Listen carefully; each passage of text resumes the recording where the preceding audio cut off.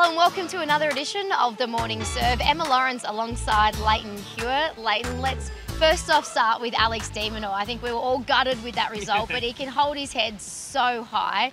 What impressed you most about the campaign for Alex? Top 10 in the world, career best form. How did you assess it overall? Well, yeah, obviously he'd be shattered, Yeah. to go out how he did, and especially losing in 5 sets as well, which could have gone either way. He fought back so well against Rublev to be up 2-1 and then wasn't able quite to close it out. But so many positives over this whole summer for him. He's gone from strength to strength. For him to be not only beating the top 10 players, but competitive with them in every single match that he goes out there. Obviously during the United Cup to get into the world's top 10 for the very first time. So it's a massive springboard for him to kickstart this year. What do you think then should be his goals for the rest of 2024? Oh, well, the 4 majors are obviously the biggest thing. So the next 3 majors, the French, Wimbledon, the US Open, obviously to put himself in contention in the second week of those slams, especially Wimbledon and the US Open, I think. They're 2 surfaces that he plays extremely well on. There's not that many great grass court players out there, and I think Alex can really go to that next level and hopefully push towards, a quarter-final and even a semi-final at Wimbledon if the draw opens up. Do we think that is a realistic chance without putting too much pressure on him? Oh, no, for sure. Yeah. Top 10 player now. Yeah. So you've got to take your opportunities when they arise. You never know as well in these Grand Slam tournaments. It only takes one upset of one of the highest seeds and you can cruise through some of the sections in the draw and it opens up for yourself. So he's got to stay really positive. Obviously, the next couple of weeks are going to be frustrating because he would have loved to have pushed and made a quarterfinal or a semi-final here at his home Grand Slam. But so much upside for him this year. Once he does make a quarter or a semi, do you think they sort of flow from there? You get confidence knowing that you can get that deep? A little bit. A lot depends on the players in Yeah. front of you as well. And at the moment, they're such high-quality players, especially those top 4 or 5 players in the world. They consistently seem to be there, So you're going to have to make those extra small improvements to your game to be able to go that small step and really push towards making the semis and finals of these big tournaments. Well, men's quarterfinal action beginning. Novak Djokovic, the one and only world #1, going for 11 titles here at Melbourne Park. Big test for Taylor Fritz, but there's been this mystery illness, I guess, around Novak. Is he sick? Is he not sick? Does Taylor Fritz try to play on that? And I don't know if you can. I don't know if anything works against Novak. I don't think so. I think Taylor Fritz has had a fantastic tournament so far. He's wanting to make his stamp on the big stage as well in these big tournaments, and it's a great opportunity for him, but he certainly goes in as the underdog. But he's got a lot of firepower out there, big serve, massive forehand as well, so he'll try and play on his terms and dictate play as much as possible. We know how good Novak is though, and especially on Rod Laver Arena, he very rarely loses out there, but he's so comfortable in the big stage, and especially when it gets to the pointy end of these big tournaments. So if we are being fair dinkum, what chances do you give Taylor Fritz up against the best in the world? Yeah, it's going to be tough, but he's got nothing to lose either. He can go out there, and he does have the firepower out there from the back of the court, and with his serve, if he's able to hold serve, build some pressure on Novak's serve, and especially on Novak's second serve, then he can ask some questions, but it's going to be really hard, especially over 5 sets. What Fritz does have is the confidence. He said straight after the Tsitsipas match, he said, I knew I was going to win that. And his girlfriend said, you're even being too confident. That's how much he knew he was going to get the job done. How much does that help, being a bit younger and just feeling like, you can be unstoppable? Yeah, you certainly need that inner belief, I think, once you go out there. And you've got to worry about your end of the court as well. It's a one-on-one battle out there on a tennis court. There's so many internal mind games that go on out in the court when you're actually out there between you and your opponent. So he's got to try and block out that Novak's down the other end. Maybe he can use the age as a bit of a factor as well. At some stage, Novak has to start slowing down, and certainly doesn't look to be at the moment, but he could use that as a bit of a positive. So that's a weapon then for Taylor Fritz, using that his own mental game to believe, do you think? Oh, absolutely. I think if you go out there and you believe that this is going to be a tough match, then you're nearly done before you walk out in the court. So I think against these top players, you have to go out there to back your best tennis. It's not going to be easy though, because a lot is controlled about what your opponent does on a tennis court as well. So he's got to go out there believing that he has the firepower to cause havoc.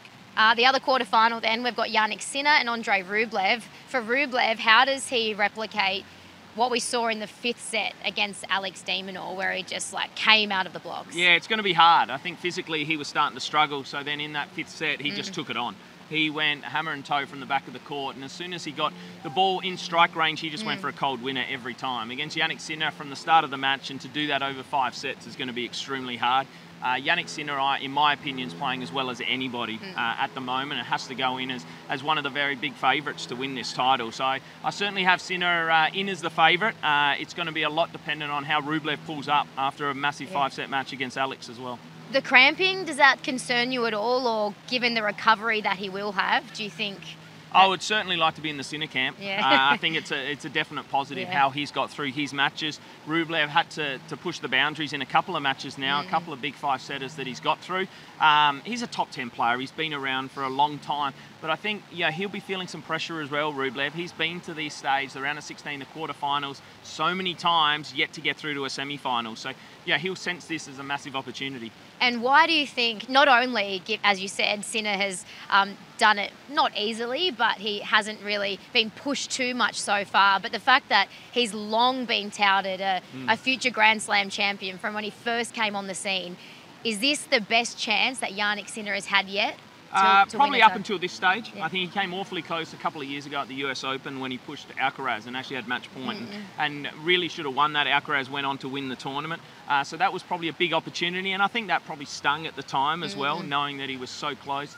He led Novak 2-0 at Wimbledon a couple of years ago as well and ended up losing in 5 sets. But he's a much better player now than he was even 2 years ago at those stages. So he comes in as confident as he's ever been. I think he's playing the best tennis in the tournament so far, and I think he's going to be very hard to beat. Well, if you've had match points, is there a moment at all in this campaign where you're replaying those moments in your head? Possibly, if you get to that stage again, but I'm sure he would like to have that match point over again, and he'll do anything to be in that position, and it's probably made him even mentally tougher. Yeah. In the women's draw, Coco Gauff up against Marta Kostyuk. Coco Gauff, what do you like about her game firstly, but secondly, just the personality and just how free she seems to be? Yeah, she's an unbelievable athlete. Yeah. So that helps as well. Just her movement around the court, she's able to get so many of her opponents good shots back, and she's had a lot of pressure on her shoulders for a number of years now. We forget that she's still so young. She's won her first major though at the US Open, her home Grand Slam, so I think that's a massive monkey off her back as well to go out there now and she can play freely. She's a Grand Slam champion, so I think she's really dangerous the next 5 or 6 days now. You know better than anyone with the pressure coming through at such a young age, and after that victory at the US Open, she did say it was the weight off her shoulders because everyone was saying she's going to win one, not just win one, but as a teenager. So what is that feeling like when you feel a bit more free, that you're not having to prove yourself to everyone out there? Yeah, absolutely, because otherwise every press conference, every media time you get asked about it, when's it going to happen? When are you going to have that breakthrough? She's done it now, so she can go out there and just enjoy her tennis. She's going to win plenty more majors though, so that's not going to be the one and only. Do you like too how she is outspoken in a sense and is happy to show her personality? Because we like, especially some of the young ones coming through, for them to be authentic. Yeah, do you absolutely. think that helps? I think it's important for them to be themselves, and it relates to the public out there as well, and not just in her homeland of America, but also across the world now. People are really getting to know who she is and what she's about, and it's great for the game to have different personalities and people to support. It's a good story. On that side of the draw, Coco Gauff or Aryna Sabalenka, who do you see as the biggest threat? Well, they're the 2 big favourites for the title. They're on the same side of the draw, the bottom half of the women's draw. It's a hard one. It's a hard one, but I do like Coco Gauff in terms of how many balls she can make. Sabalenka, we know how much firepower she has, but if Coco Gauff's able to make that 1 or 2 extra shots over 3 sets, that could be the difference. Aryna Sabalenka almost seems to have barely got out of second gear. Can you remember a time where we've seen a defending champion or just any player just really cruise through in the women's draw in these first few rounds? Yeah, there's times, I guess, that it happens. It's not that easy, though, because there's a lot of added pressure as well when you come in as the defending champion at a major, especially after winning your first major as well. So she's handled it extremely well. I think she's kind of embracing it as well. Everyone was saying for a long time, when's she going to win her first one? So she's sort of got that pressure off her back as well out there, and I think she's just embracing it, being one of the favourites now at these big tournaments. And up against Barbara Krejcikova, how do you see this one matching up? What are both of their strengths, and how does Krejcikova try and target if there is a weakness in Sabalenka's Yeah, it's game. hard. She's going to have to try and get the first strike in, because Sabalenka, once she gets control of the point, she's going to be on the defense for most of the time. So she's going to have to try and mix it up. She plays very good doubles as well. So she's going to have to look at other ways, using the slice backhand, potentially coming into the net a little bit as well, and just using some variety out there. Because if this becomes just a slugfest from the back of the court, Sabalenka's, it's all going to play into her favour. And just finally, we can't let you go without talking about your little man, Cruz. Not so little anymore. No, I know he's not. Past me now, so yeah. What about just a special moment? I know he didn't get the result, but his debut in the juniors. What was that like for you? No, it was a great day for me and the whole family, really. Obviously Cruz has been around the tennis courts and the circuit for a number of years. He knows what it's all about. But for him to get the chance, as he's only just turned 15 last month, so he's still very young, still very immature out there, and to go through those experiences, and I guess the nerves as well of going and playing on a main show court at a Grand Slam, it's pretty awesome. The Australian crowd was unbelievable with him as well. Everyone getting out there and supporting him, so it was a lot of fun. It was more nerve-wracking for Beck and myself in the crowd, I think. But he really enjoyed it, and he's got plenty of time. It's all about playing the juniors is still all about learning and the experience you go through. You want to keep sort of working hard to give yourself an opportunity to one day play on Rod Laver Arena in the men's game. So what do you think would be the main thing he takes out of that loss? Is it something more technical, or just about embracing the experience and the hype?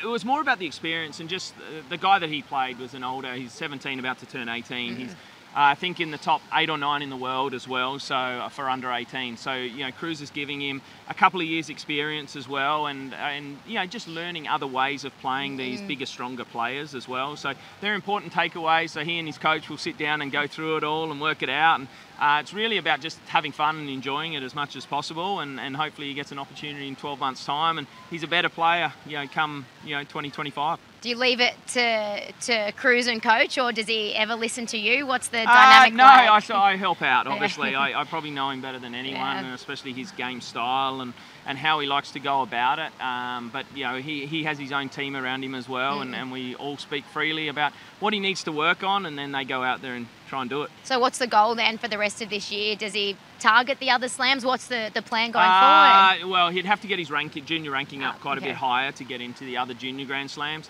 For that, he'll be playing the ITF junior tournament, some of the big ones around the world, but you've got to get enough points to give yourself a chance to play against those best players again. And then he'll play some futures, which is the lowest level of the ATP tournaments as well. So he'll try and mixture of both of those, and really at this stage it's just about developing your game. Yeah, exciting times ahead for Cruz, for you, for the family, and for the rest of the week here at Melbourne Park. Lleyton, thank you so much. Always appreciate your time. And we'll see everyone tomorrow for another edition of The Morning Serve.